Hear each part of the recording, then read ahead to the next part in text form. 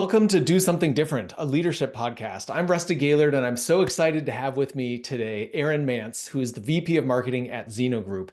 And we're here to talk about career and how important your first manager is in your career, as well as some generational differences, because a lot of us who grew up in as Gen X and are now in leadership positions in the world are managing people from other generations, and that takes some adjustment. So I'm excited to talk about that. Erin has had a successful career in communications, marketing, and employee engagement across a number of different companies, and she is also the founder of Gen X Girls Grow Up, which is a community obviously for Gen X women. So Erin, welcome, and I'm super excited to have you.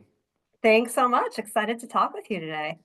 Well, you have had an interesting career from AOL to Amazon to Meta. You're now at Zeno Group, but you've also had a thread through your career about writing. And anyone who's a writer is kind of taking a perspective on the world. And one of the interesting areas that you have taken a perspective on is Gen X. And what does it mean to be a Gen X person leading today? And I'd love to hear uh, about the community that you've built and how that came to be. Absolutely. Yes. So like you said, I've always been a writer and started out doing a lot of parenting writing when my kids were young, like a lot of people, right? You kind of write about what you know, but always had a passion for the 80s and for our generation and had always been in the work world, right? I was always a working mom.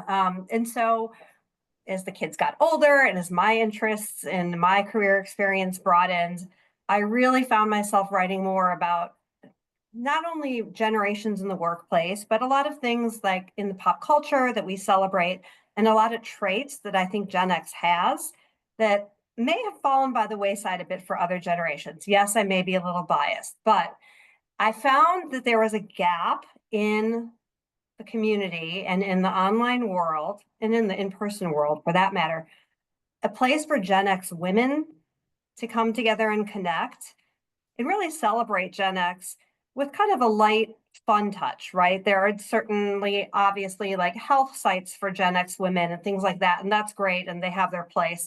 I'm not a doctor, I'm a writer, and I have a lot of ideas. And so I put together a Facebook community called Gen X Girls Grow Up. And I've grown it over the past 4 years or so to about 33,000 women all over the world, very heavily based in the US. But it's a great place where we connect with one another and just have fun about pop culture. So you also mentioned in there that there's some traits that Gen X has that maybe got left behind in other generations. And that piques my Yes. interest. I'd love to hear what some of those are from your observations. I'll try to hone in on like maybe my top three. One is resourcefulness. I mean, you know this as well as I do. We just had to figure stuff out, whether it was like how to get from point A to point B, or diving into the World Book Encyclopedia or going to the library, looking through that card catalog, trying to figure out that Dewey Decimal System. I mean, you name it. We didn't have a lot of shortcuts. So we And figured a lot of stuff those out. words are foreign to other generations. Are like, what's that? What's a card catalog? That's how we found information. That was basically our Google for other generations watching this, right? And we were also, some of us, left alone a lot. We were the latchkey generations. I was a latchkey kid. There was, no one driving us to and from school or home necessarily when we got back. And we were resourceful. We had to find stuff to do and entertain ourselves, maybe even make our own snacks and make our own plans. No one, I don't think anyone arranged play dates for me when I was a kid. So resourcefulness comes to mind. Also adaptable. We're very adaptable. Many of us grew up in times, this is tied to the resourcefulness, but in times of perhaps, split homes, child custody situations, right? We had to adapt and we had to be ready for change. And we continued to need that quality as things like the internet and AOL came along, which I know we're going to talk more about. And we're adapting again and now to AI and to all the generations in the workplace above and behind us. And I think the other one is resilient. And it is kind of a theme as I'm mentioning this third one. We bounce back, again, tied to the adaptability and resourcefulness. But we're pretty resilient. It takes a lot to knock us down, and we're not afraid of hard work. Man, those are powerful, and I'm sure we're gonna circle back to those. But I'm kind of interested in, because we were so resourceful, we had to figure out things on our own and that kind of thing.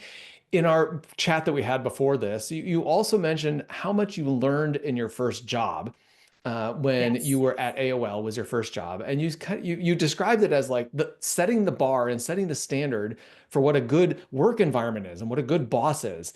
And so we are very resourceful and can figure things out on our own, and yet you had this experience where you learned so much for your first from your first role. And I'm curious, like for you, what made that so impactful? Yes, and I think about this a lot. And I also say I feel very lucky to have had such a great first early career experience. I think not everyone gets that. It takes some time sometimes to get to that point. What really I think made such a positive impact on me was a couple things. The people, I know people always, oh, it comes down to the people, but it was the people and everyone being approachable, whatever the level. I don't care if you were a junior level, a senior VP. And guess what? Everyone sat near each other. It wasn't a completely open office environment, but everyone was very approachable and everyone was in the office, 5 days a week, many hours a day, I might add. And so everyone was there. And just by the nature of being together and being on the same campus, conversations just came up, and you just learned so much. And as I grew in my career there and kind of earned the folks' trust, I had an opportunity to be promoted there and do even more work and really collaborate across the organization. So I think that kind of cross-functional team environment also, and the ability to learn about PR, even though I was in account services and things like that, work with the legal team on something that had a communications impact. It really was like a broad, almost like going back to school, if you will, but hands-on experience. So I think that also really made an impact. Yeah. Yeah, it's so interesting. I mean, I think a lot of people are told you really want to specialize in your career, but especially early in your career when you have those kind of broad Mhm. experiences where you can see multiple different functions, you can interact with them, you can Yes. get a sense of, did I choose the right function? Because how do you know when it's your first job? You don't really. Right. And So I part of think, it, oh, go ahead. oh, well, I just think that that sounds like that was a very positive environment for you. It was. And I'll add the fast pace is also something that I loved and embraced. And it was a industry that was exploding, right? Like I can Right. try to explain it to younger generations who might be listening now. Like AI is now very much on the scene, right? We weren't really talking about or working with AI, at least most of us, a couple of years ago. This is like that. The internet was here, online shopping was here. I was promoting like the idea of shopping online in your pajamas, leading up to the Christmas and Hanukkah holidays. And in fact, my whole communications team had to dress up as elves in the background for a satellite media tour. I mean, we did it all. We really did it all. And we embraced every opportunity. And that was another thing. We took advantage of those opportunities and knew how to do that. Well, and that's also tied into the resourcefulness that you talked about earlier. Yes. It's one of the traits that we brought into the workplace with us. So I'm curious how that experience, that early experience, shaped you as a leader. Because you went on to grow in your career. You said you were Hmm. promoted at AOL and you've had leadership roles in a variety of different companies. Hmm. How did that first experience of people being available, working very cross-functionally, and so on, like how did that shape you as a leader? So I took that and I took on, I think, intentionally a lot of the same traits, right? Like I wanted to be a good listener. I wanted to be supportive. I wanted to show I cared. I also was really careful and clear as I built teams at different places like AWS and like a digital health company I was at called Live Healthier, where I built teams from the ground up. I really wanted to give people context for what we were doing. And I really wanted to set goals and expectations. And again, that expectation setting, I think, was key. And the role definition. I've been at places where roles are very well defined and sometimes where they're not so well defined. And so I took those learnings with me too, and always made sure that the folks on my team or the folks I worked with definitely understood their role. Not to say that if they have an interest, they can't, raise their hand or help across the team, but what were they responsible for? What could they take ownership for? Because having that feeling of ownership to me, and I think a lot of people that have worked for me, is so important. And it helps you care and it brings a lot of pride. I mean, some of the things you're talking about could be easily described as really simple building blocks of being a good manager or being a good leader. which is helping people understand what is the context that you're working in, what are your goals, what is your role, what are the expectations of you. Right. And yet, as you think about those characteristics you described for a Gen X person, someone who's resourceful, adaptable, resilient, who's used to being left alone to go figure things out, Right. um, you can see that there's a little bit of a conflict, right? Because as you come in as a Gen X person, it's like if you were the kind of kid who came home by yourself and had to figure it out, you had to get your homework done, you had to feed yourself, you had to make arrangements with your friends, you just had to do it all. You can imagine, well, why do I have to do all this hand holding at work? Why do I have to define the role? Why do I have to define the goal, set the context? Why do I have to do all of that? They should be able to figure it out for themselves. And I'm just curious if you have, from the community you've built, from conversations you've had, if you see that kind of dissonance among Gen X leaders saying, why do I have to do all this? I didn't have anyone do it for me. I just had to figure it out. I do hear that a lot, but I hear it not necessarily with like a negative tone, just Hmm. almost like a little bit maybe like of exasperation, like, they understand though why they have to do it because times have changed and this generation needs different things. They were raised differently. They have different priorities. This is what they need in the workplace and in their professional development. And we either help them and give it to them or we don't. And not helping them to me is just not an option. It kind of is what it is. And so we need to once again adapt and give feedback, give more specifics, lend an ear if they want to talk about something personal or their mental health, which I know to some of us Gen Xers, it's like, would never have raised that with my boss, like when I was 25. But again, it's very much a different time. And, I counsel Gen Zs a lot in their career development as they go through job searches, figure out where they want to interview, how to network. And they not only need guidance, they kind of welcome it, which is nice. Mhm. Do you think that it's a responsibility of a leader to do that? Do you think it's kind of like a moral obligation? Do you think it's just a simple matter of effectiveness? Like how would you describe the rationale for why someone as a leader should be investing in these things? All of the above. I mean, one, it's the right thing to do, which to me is like the guiding force, right? But not everyone thinks that, right? Not everyone wants to do that. Um, why do it? I mean, one, it's, your responsibility to bring the talent along, but also you'll have a stronger team. It may help with ideas, with productivity, with a stronger group, a stronger business, perhaps a stronger bottom line. I mean, everything rolls up to something else, right?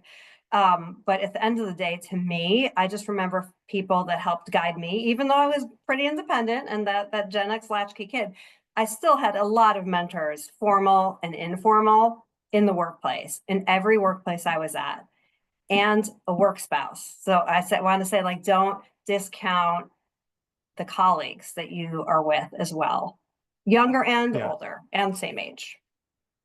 Oh yeah. I mean, I describe that as your inner circle. And if you don't have an inner circle, or if your inner circle is limited to your boss and your spouse, you're doing yourself a great disservice. You need people who can be advising you, that you can help you solve your problems and so on. So I think that's a great piece of advice. Um, Yes. you mentioned earlier that a younger generation, or Gen Z perhaps, some of the Gen Xers kind of chuckle. They're like, oh my gosh, I can't believe they're coming in and they're asking for promotions, for more responsibility, but they're also talking about their mental health and they're talking about all these things. It's like, oh my goodness, they're kind of like demanding in a way. Um, but I think that there's also strengths in that younger generation, or the Gen Z kind of approach. And I'm interested, from your observations or from what you hear from people you talk to, what are some of those strengths from the younger generation that we as the older generation can learn from? Yeah, I think there are a lot. I mean, one is, that I think they ask a lot of questions like, well, why or what's the purpose? Hmm. Um, it makes us stop and make sure we understand the purpose and the why, right? I think sometimes Gen Xers came from a world where like you just do it. Like, I don't mean to overstate, like do what you're told. I mean, it wasn't that strict, but it was more of the mentality, right?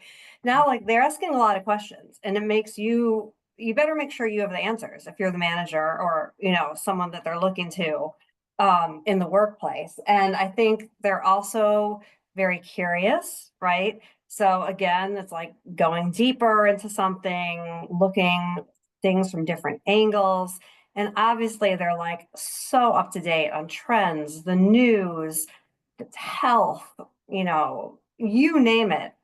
Social media is at their fingertips, and that's one of the main reasons they're more informed, but they are also proactively looking for information. Hmm. And so I respect that a lot. I see that with my kids who are Gen Zs. I see that, in different workplaces that I've been in. And I hear that a lot on my Gen X Girls Grow Up Facebook community where moms, aunts are saying, wow, like my nephew asked this and my kids told me about this. And a lot of it's health related too. Like they'll raise things to us that's like, I'm really impressed that they know that. Yeah. Yeah. Well, and what about the sense I think that, I think that Gen X, if I were to characterize very broadly, Gen X has this mindset perhaps that you just kind of put your head down and you work hard and you get, you earn the rewards that you get. And I think stereotypically, there's some people describe Gen Z as feeling like they want the rewards before they've put in the hard work. Hmm. Uh, Yeah, I hear that a lot. I'm curious to hear your thoughts on that.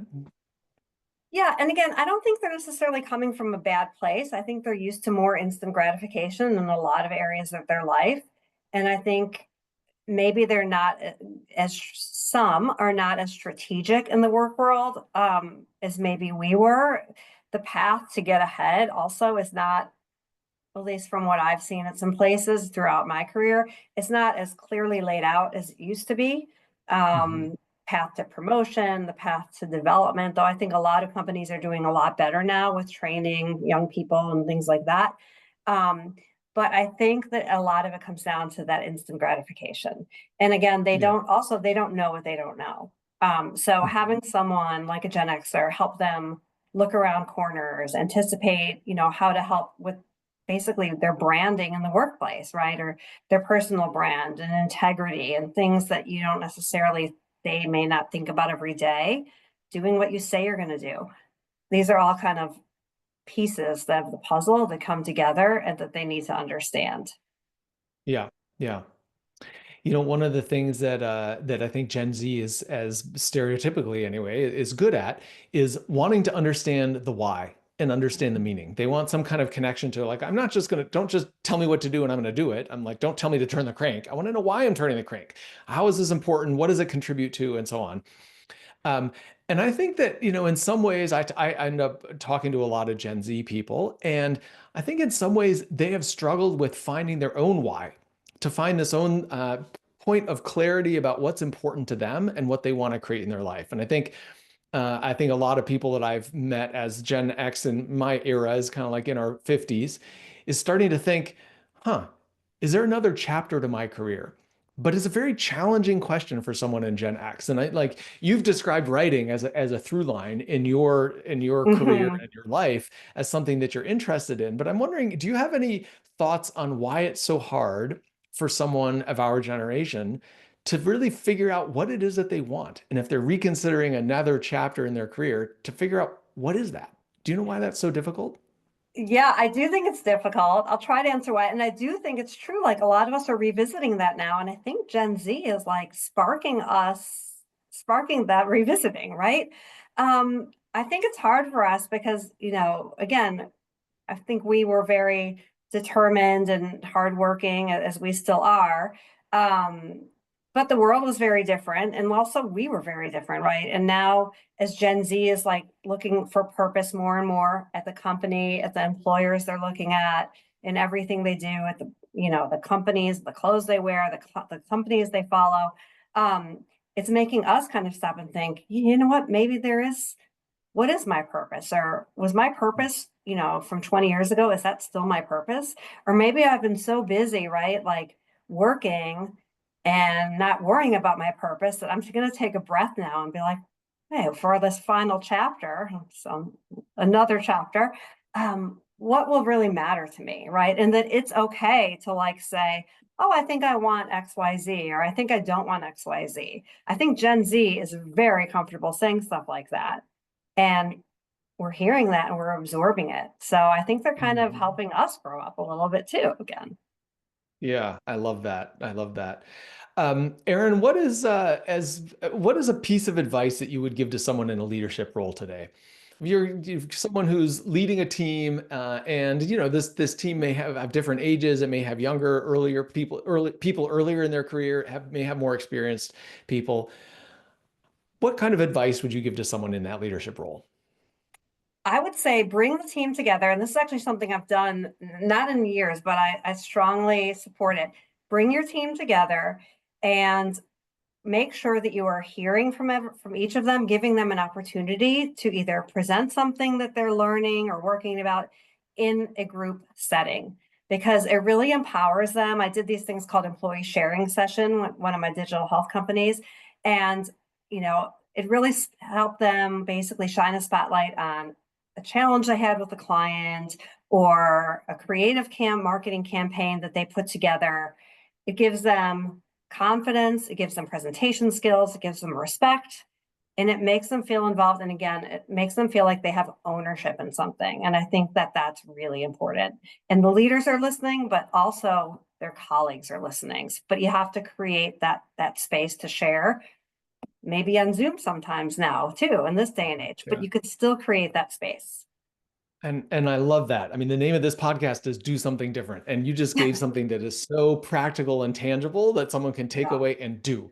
It's super easy to implement. And I love that Yeah, because it makes a it really difference. And as you is. said, it hits on multiple impacts. Yes, help Erin, them thank hear from you. one another. Yeah. Thank you so Yeah. much for this conversation. If people want to engage with you or learn more about your Gen X girls growing up, what's the best way to do that? Yeah, a couple things. Erin Mantz on LinkedIn or Gen X Girls Grow Up is the community on Facebook. So just search for that.